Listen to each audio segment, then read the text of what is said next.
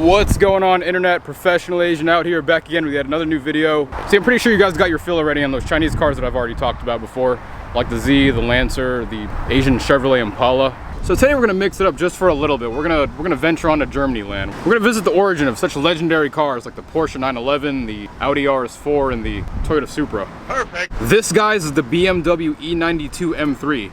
AKA God's Chariot, not to be confused with the Nissan Murano convertible, which is literally the Savior's Chariot. But this car here, guys, is considered by some to be the very best M3 car of all time.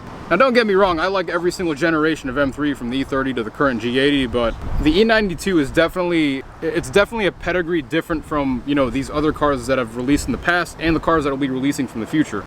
So back in the olden days, BMW came out with the very first M car called the BMW M1. It was basically a mid-engine sports car that was designed in Italy. And the M1 was powered by a 277 horsepower, 6-cylinder engine called the M88. So fast forward a couple of years later, and the M88 was also powering two of the other BMW M cars in BMW's lineup, which was the M635 CSI and the M535i. Being from a more analog era, the cars didn't really have that much safety or performance features like advanced traction or like launch control. Yet they're still pretty decent contenders on the street and on the track. Alright, so we fast forward to more modern times after the first two M cars, or the first three M cars, and then we get this, the BMW M3. The second generation, which is the E36, America kind of got screwed over on their version of the car. They basically got like a super upgraded 3 Series with like M3 parts. Following the year and the next generation of the E46, you know, all BMWs globally were pretty much the same. None of them were nerfed. America got like the good version just like everyone else, so that was a cool thing. The only thing that I did not like about that generation is that they didn't come with a 4-door sedan. People did take it into their own hands by making their own M3 sedans and M3 wagons from like the E46 generation. A lot of them are really cool builds, but they didn't really come like that from factory. But following the E46 generation, starting with the E92, they released all three forms of body styles: the sedan, the convertible, and then of course the coupe. Some people got kind of creative. The more surprising thing about the E92 M3 didn't really have to do with the looks of the car, though. It wasn't really about the design or, you know, but mainly what sat under this thing. Because for the first time, BMW gave its 3 Series an actual V8 engine. Not only was it a V8, but it was a V8 with 8 individual throttle bodies, AKA ITBs, AKA holy shit, take a listen.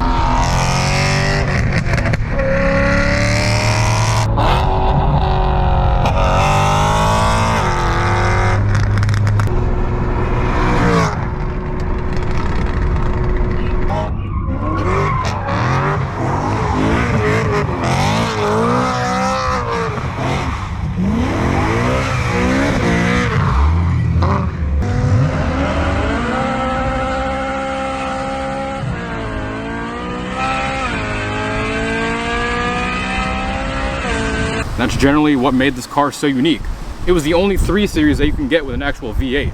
I don't even think you could find it in any other form of the BMW cars. The only other car that this engine was sort of closely related to was the bigger V10 from the M5. Kind of what the S65 was. It was basically the V10 sans 2 cylinders.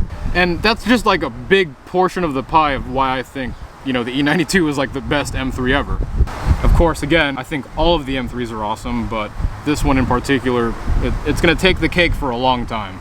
I mean, as far as I'm concerned, I don't think any V8s from like the 2007 era were even close to capable of that type of RPM. In more modern times, we have the Shelby GT350, but you know, that car came out like, what, like nearly a decade after this car came out. BMW was already making an ear-piercing V8 around the time when MTV was still making music videos. Around the same time this car came out, the 2007 Mustang also had a V8, but that was a 4.6 single overhead cam. That engine in particular had so many variants outfitted to so many different vehicles. As a matter of fact, my Navigator had a variant of that engine. The police cars had it, the trucks had it. This car shares the engine with nobody. And correct me if I'm wrong, the S65 and the S85. Part of the reason why those engines exist is because they were co-developed with the technology that they were using before BMW exited Formula One. So you're getting Formula One inspired tech and a f***ing 3 Series. Yeah, the M3 really is known as the optimum performance version of BMW's 3 and 4 Series cars. However, during the E92 generation, things got kind of interesting due to one of the sub-M variant models of the E92.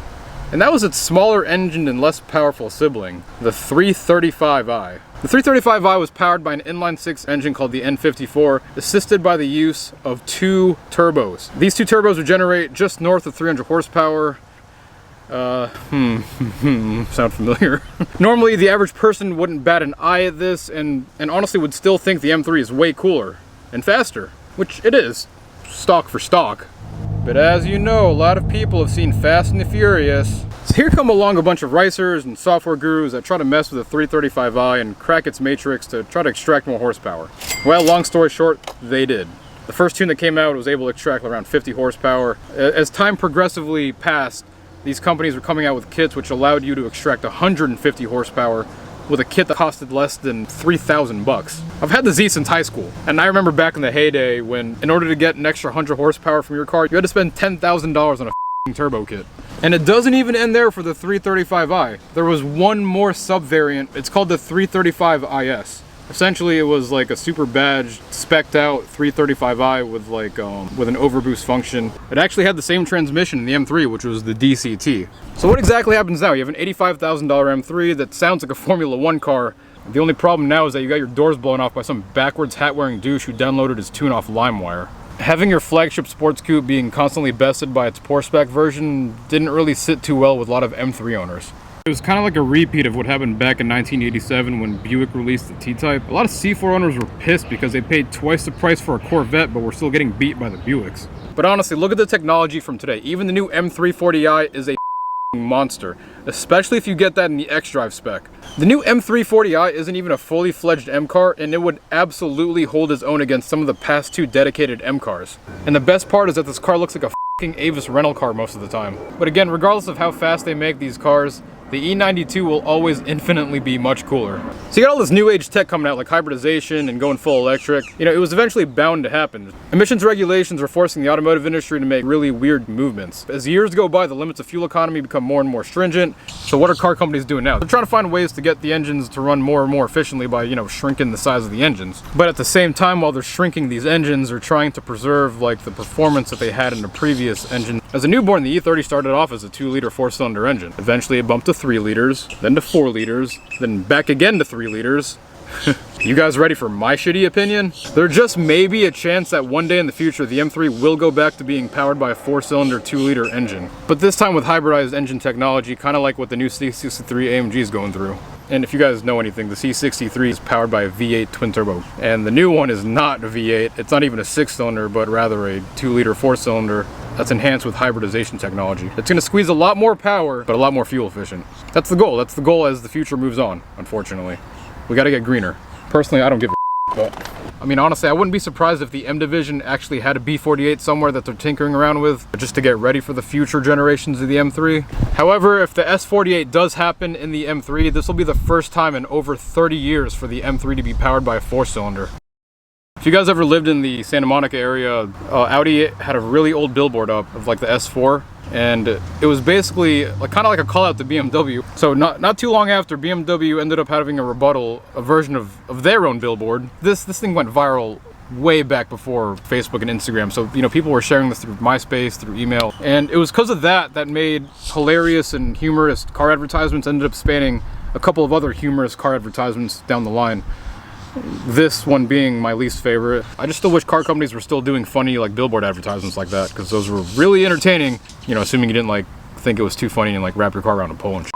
So while the E92 may soon be the next big thing for car collectors to scoop up, there are some things that secondary owners do have to watch out for. I mean, this thing is basically like the Z06 of the 3 Series, except it doesn't float valves. But you know, all these race-inspired street cars could benefit from a little preventative maintenance. I don't want to go too into detail with it, but basically the first 2 things that you generally want to get is rod bearings and throttle actuators. Those are usually the first 2 things to go. Generally a good idea to get those, you know, addressed first. But like out of the 2, the most important ones, you'd probably want to do rod bearings first. If something bad were to happen with those, that'd be catastrophic engine failure, which nobody really wants because this is not exactly the cheapest engine to repair. Preventative maintenance will always be cheaper than like a full-on repair for this thing. And the thing about these engines is that they're not biased. You could have the guy that goes to the track every 5 seconds with a supercharger and has like 500,000 miles and have no problems with his rod bearings. Then you can have Joe Schmo over there with like 17 miles on his car and his rod bearings can take a shit like 5 days later. It can happen to anyone. It's just a matter of addressing the issue before anything happens. Whereas the throttle actuators, if those tend to go out while you're driving, the worst thing that happens is that you might have to limp home or limp to the shop. You know, your car's still functional, but you're not at 100%. Out of E92 ownership, this is probably one of the more tougher pills to swallow because both rod bearing and throttle actuator services do cost around $35 to $5,000 to complete. Of course, again, you could just purchase the car full send and risk it for the biscuit and not do absolute shit about it. Plenty of people have done that and have no complaints. So about the interior, for something that launched over a decade ago, it has some pretty decent tech. This was the generation that started iDrive. I've always liked the cubby style of screen placement in older cars. See, cars nowadays are going for that whole tablet look, and I kind of fucking hate it. As years go by, the screens grow more and more susceptible to being punched by some guy named Kyle. The steering dynamic is one of the things that make this car such a blast to drive. If I'm not mistaken, the E92 is the last M car with hydraulic steering. So if you're someone that's really into that type of driving feedback, this is a huge checkmark for the driver's book. One of the funnest buttons in the center involves the power button. Contrary to popular belief, while it doesn't really add power, it maps your car at wide open throttle when the pedal is only pressed 3/4 of the way, which is a nice tidbit when you scream all the way to 8,300 RPMs while pulling every single gear. One of the things I'll never forget from driving an E46 M3 for the first time was using its SMG, which essentially is an automated manual. One of the weird things I remember from driving that car for the first time was how it didn't like creep forward like a regular torque converter automatic. You actually had to feather the gas, kind of like what you do in a manual, except you weren't counterbalancing with a clutch. It was just all in your right foot. But this is essentially the upgraded version of the two options of transmissions that you can get back when you can get the E92. Either the super awesome transmission or the super cool transmission. So let's go and take a gander at the outside of the E92, starting off with the front. One of the first things you guys notice when this car is rolling down the street are those yellow angel eyes. This upgraded yellow LED version kind of gives off like a DTM inspired look. Going up front, we got a carbon fiber JL lip. Really adds a nice subtle look to the front end of this car. You know, this car isn't plagued by any wide bodies or crazy body kits. The car's dropped on BC DS coilovers and rides on 19-inch HRE wheels. HRE wheels. I haven't seen a set of HREs in person for years. This version in particular are the FF01. Really good looking wheel. If you're someone that's in the market for like 359M wheels but want something that's a little bit more different and it's a little more aftermarket, I mean, me personally, if I had an E92 M3, I'd probably go with like Works or Volk wheels. But then again, this isn't really a Chinese car, so why the f would I put Chinese wheels on it? So yeah, in summation, this is why I think the BMW E92 M3 will hands down be the best M3 of all time. Many may disagree with me, but this is my stand on the case. And in case you took way too many drugs and missed the first 98% of the video, let me spool it back for you guys. See, all hell broke loose once the M Division decided to launch an SUV into the mix. The first all-wheel drive forced induction M car. Fast forward today and now just about every M car uses that same formula. The X-Drive treatment in regards to both the M3 and the M5 have completely changed the game. It only makes sense to consider the V8 and the E90 M3 one of the last hurrahs from the original concept of the M Division. So if you're feeling nostalgic and want a small piece of what the M Division was really all about, you're gonna want one of these before it's too late. Oh, and of course, there's the E60 M5. But yeah, I've said all I could about this car, and without further ado, it's my pleasure to give this BMW E92 M3 a 9.8 out of 10 on the Pico rating scale. Alright guys, I really do appreciate it if you managed to reach the end of this video. If you guys did like the video, hit the like button. If you guys did dislike the video, hit the dislike button. If you guys want your own overpriced merch and stickers, hit up my website at literallyouthere.com. Use promo code ProfessionalAsian for 10% off. Huge shout out to Nat, by the way, for lending me his M3 for this video. So if you guys are ever in the Palm Beach County area and you're looking for some really good Thai and Japanese food, hit up his restaurant. It's Orient Garden. I'll put the link in the pop-up banner up here in the description below. Other than that, guys, I'll see you in the next video. Be safe, be good, no drugs, no sex, no alcohol.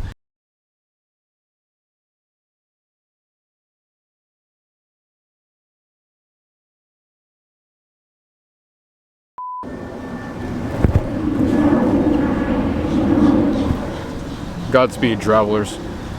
Maybe they'll... an airplane. Coffee machine. By now it's no secret that the M3...